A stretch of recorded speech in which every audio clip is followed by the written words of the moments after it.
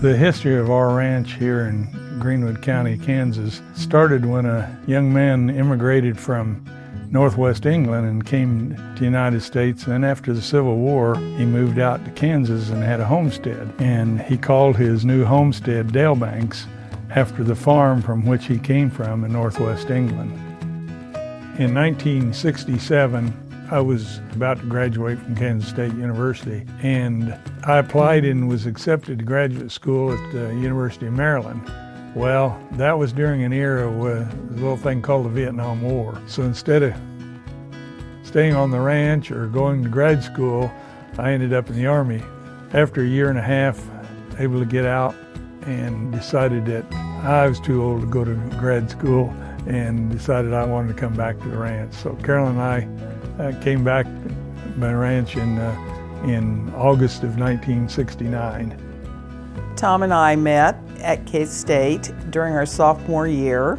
Everyone was giving me a bad time about city girl and farm boy, and I got a lot of grief from some of my friends. But when I did decide that I would stay home and help out on the ranch, it was a real learning curve, and the means that I had of getting acquainted in the community was to join organizations. They're 80 years old, and I couldn't even begin to count all the different volunteer boards and the hours that they spend on the groups that probably meet at least monthly. And so they fill a lot of time just in going to town and trying to lead some of these organizations in the community.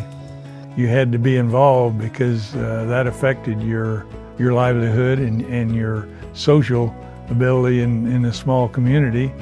And it was just something that you did. I mean, you had to give back.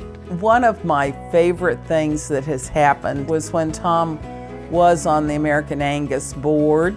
We women would get together and talk, and one of the board wives made the comment that you women are the only ones that understand me. And it was kind of that way. We understood the business and we understood what everybody was going through, but it was a great opportunity. I feel extremely honored, and to have the breed that I was raised in and wanted to have all my life and put my life effort in it, to be recognized for this award is something I can't imagine.